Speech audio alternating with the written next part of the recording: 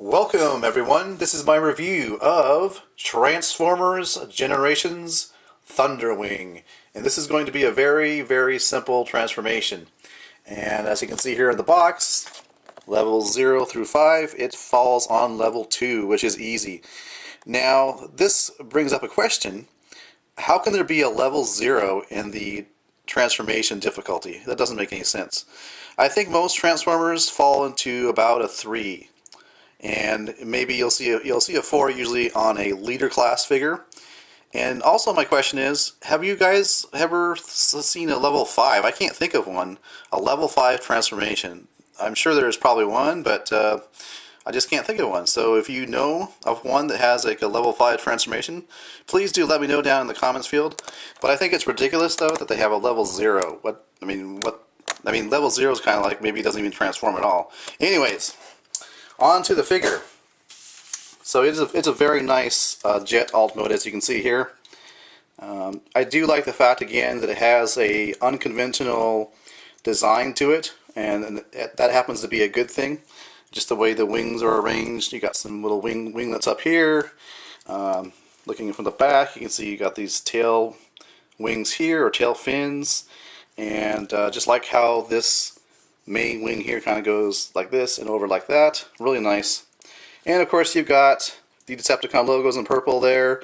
You've got some purple on the missile launchers, which is really nice, which is really Decepticon colors. And then you have a dark blue here. So really nice colors. And you can see there's a lot of plastic molding detail. I mean, you could, I don't think I will, but you could panel line this thing. As you can see, there's a lot of details in the plastic molding. Here's a look at it from head on. Really cool looking jet mode. You can see you got these translucent orange missiles that fire out, and then you've got some additional non-firing weaponry here.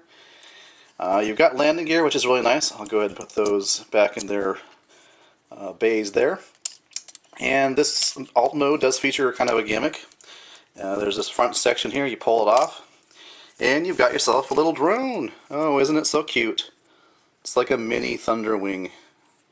So it's really nice. So I'm just going to set that to the side. Well, actually I'll just go ahead and put it back on, since it's not going to really get in the way of the transformation. It just pegs onto the bottom, as you can see. So on to the transformation. Oh, by the way, here's all the robot kibble. Now mine came packaged like this, which is not good because you can see the head there. So it's a good thing they have something to hide the head, but you can plainly see the arms and the hands here. And since the hands do hold these weapons in robot mode, you could peg this into there and have it kind of like facing to the rear, as you can see there. Kind of reminds me of like the animated Seeker jets, to have the missile facing back like that. At least that's what I'm remembering how they're oriented with the animated Seeker jets. Anyways, I digress. Let's go ahead and transform this guy. Like I said, it's a level 2. It's really simple. First thing they tell you to do is you take these little winglets here and you fold them down so they're flush with the rest of the plane there. Next thing they do is they tell you to take out or pull up like that. I guess I should put away the landing gear.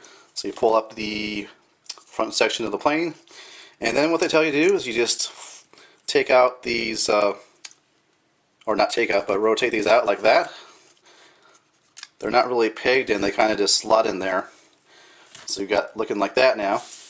Then what you want to do is you want to grab onto this here, and it's going to fold underneath. Let's see, you can see that. It's going to fold down, and this whole section then goes and folds back like that. And I just lost my missile there. I'll just go ahead and leave it out for now. I'll put it back in because it's supposed to be there for robot mode. What you're supposed to do, well, go ahead and do that once I get the legs transformed. So what you do with the legs, you can see here the knee guards here kind of overhang this section here. What you do is kind of prop these forward a little bit and take this section here, and it's kind of a unique way that the legs transform. You kind of just have to pull out, and that black piece is a big hinge, as you can see right there.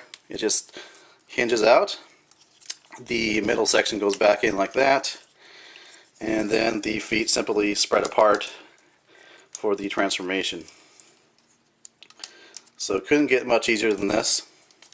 And then these weapons here get rotated out to the side for a little decoration there. And then of course you want to take this head cover and rotate it down, and it becomes the nice central part of the robot mode. And got to fold this back here. And then what they tell you to do is they tell you to rotate up the missiles, or you can just simply unpeg them and peg them back in, whatever you want to do. So there we go. And these wings can go out like this, or you can have them straight down or kind of towards the side like that, but I kind of like them out like this a little bit. And here is Thunderwing in his robot mode. Looking pretty cool, actually. And do the rotation. And you can see everything fits really nicely. It folds into each other really nicely. And I really like how they have the wings in robot mode like this. It's really cool. And take a look at the head sculpt there. And as you can see, he's got some kind of light metallic green in the chest area, some really nice gold paint apps along the pelvic area, as well as the upper leg or the thigh there. So really cool. And yeah, it's really nice. As far as the weaponry, like I mentioned before, you can take them off the back here, unpeg them, and you can have them so that one fits in each hand, which is nice. Yeah.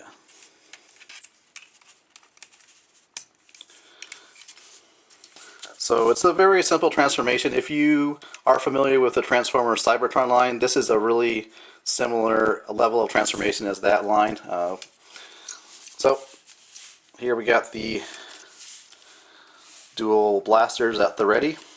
Now what you can do also, other than having them as a, two separate weapons, and yes, there's more, you can actually combine the weapons, which is always cool in a figure if you can do that. So basically there's a tab and a notch here. You just tab these together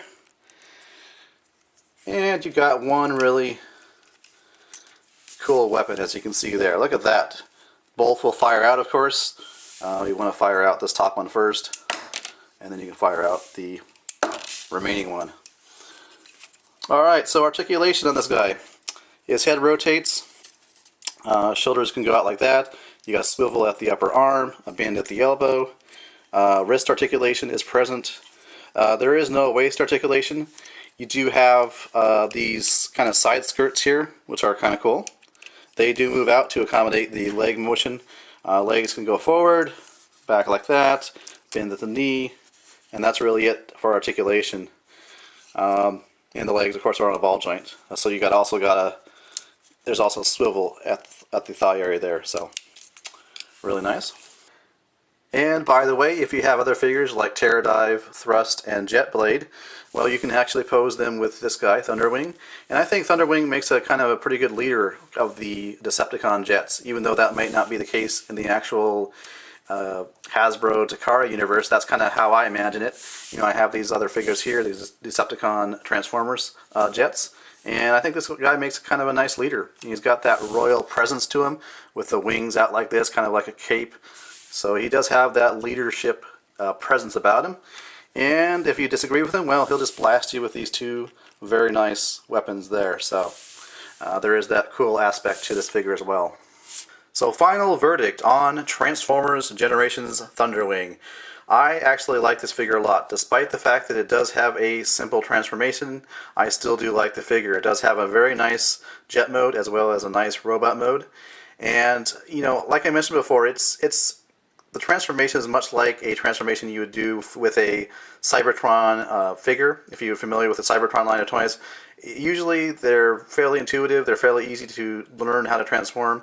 And I think that's kind of an important thing, because I think there's a lot of younger Transformers fans that maybe are kind of put off by the more complex Transformers we have today. Like, I'm thinking specifically about the movie line Transformers. If it's not, even though it may not be complex, there's a lot of fragile, compact parts that you have to maneuver around, which I think for a kid would be very, very frustrating. And so I think this is a good toy for a kid. I don't know what age exactly, but someone who, just wants to have fun with a toy, not be, intimidated by the transformation. This is a very, this is a very simple transformer to transform. So, it's a good thing. You don't want to have to study the instruction sheet and, have to repeat steps to try to get the thing transformed correctly. You just kind of want to take it out of the box and transform it. So, for that reason, if you're a parent and you're thinking, what do I get for a kid who likes Transformers, and this would be one of my recommended toys for them because it's a nice figure, and at the same time it's also a simple transformations. Alright, well, this has been my review of Generations Thunderwing. Thanks for watching.